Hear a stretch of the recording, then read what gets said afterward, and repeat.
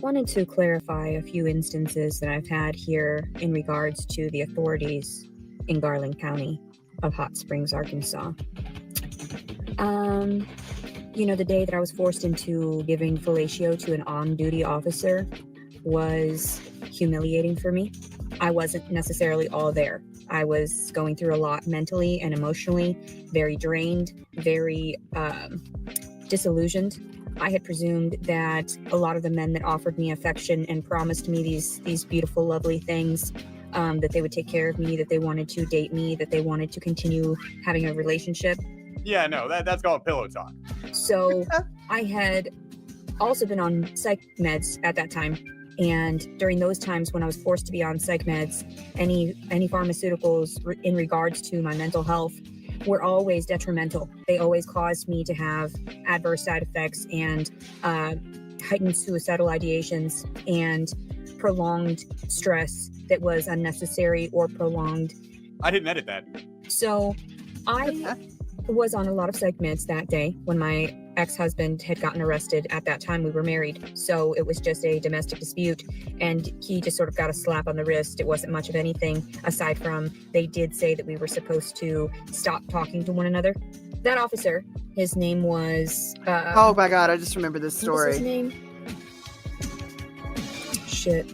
He's a worthless piece of shit, so I really don't want to think about his name, but I've said it in different videos because it was traumatic. And then they're like, oh my god, she must be lying. No, bitch. I know what the fuck happened. He came in my fucking mouth. Ew!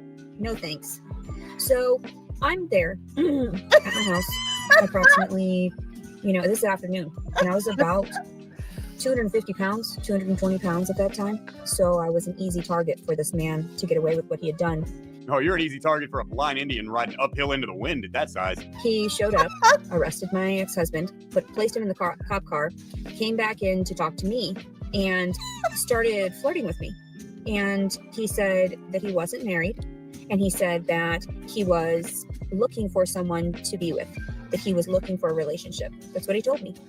I told him, he said something about coming back after he takes him in and to check up on me.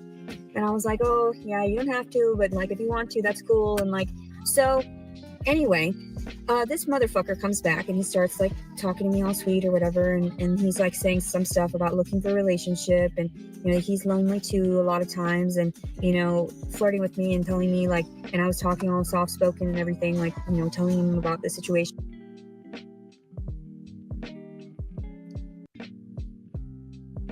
So her husband was just her husband, they were married at the time. Correct. Mm-hmm.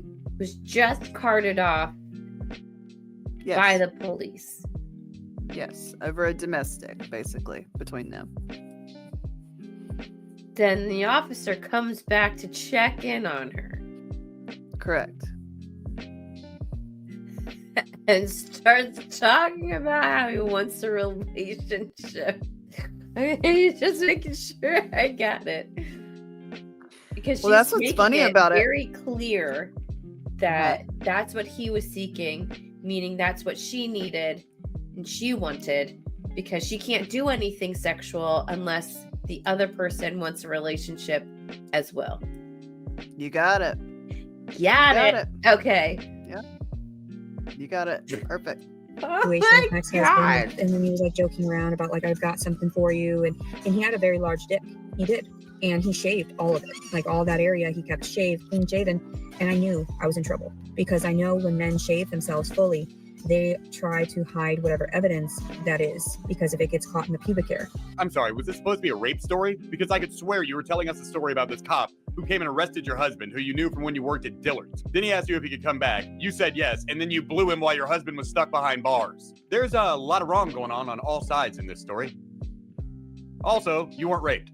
And so I knew that I was in danger when he started relaying all that, and he had his gun right there still. He's had his belt right there, and he had it right next to his hand. And I'm thinking, holy shit. And my daughter's in the next room. I didn't know what the fuck to do. So he forced me into giving him fellatio. I was so sickened afterward, and he was like, well, should I come by and check up on you and whatever? I was like, oh yeah, sure. Fucking traumatized. And the fact that I know the dick size, the fact that I know he was clean shaven, the fact that I'm traumatized by the smell of him. Disgusting. It was gross. I didn't want to touch him. So I'm horrified that it's gotten to this point. I'm horrified that I can't relay this stuff openly and honestly for people because they don't listen, they don't believe me. Nobody believes me. That's why I knew that by speaking out about these things, that I was a target. There was a target on my back.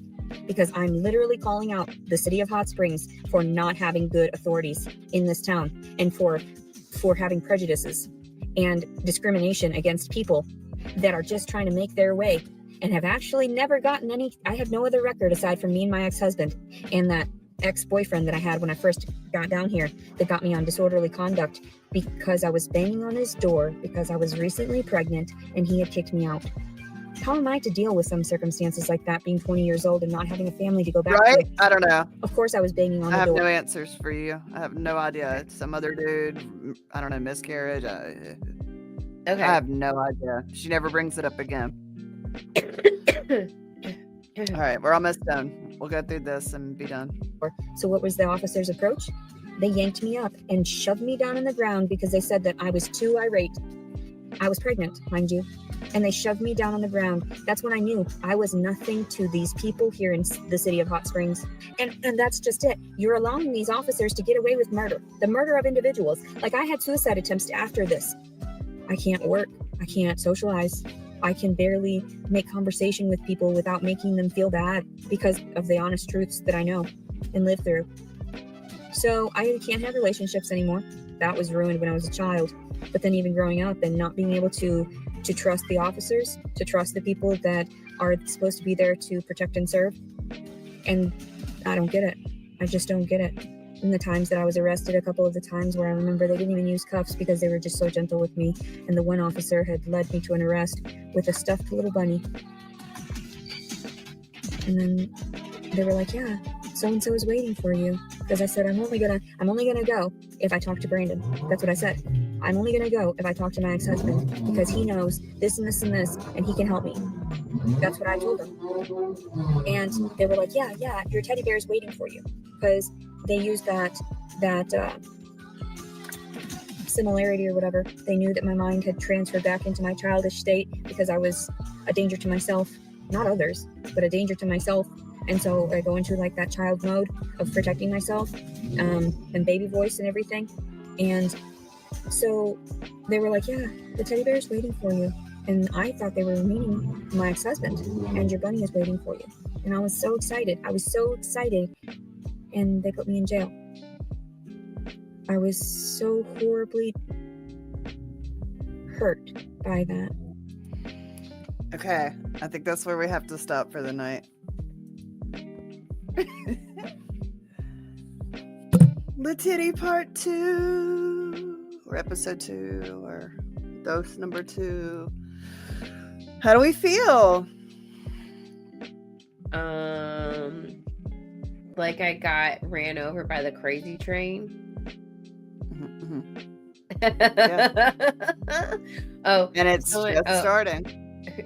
Palette cleanser. I think I've got a palette cleanser for everyone. Just to, let's just, all just take a breath. I just tagged LawTube Sean, the fat fucker, and I said, your fat ass is next. Okay, we want to start cases on everybody for internet bullshit. Okay, all right, if that's the way you got. Whoa, shit!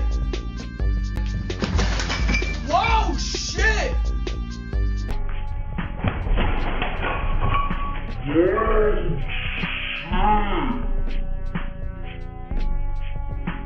I almost died! What the fuck? Tiger when she's ready to eat.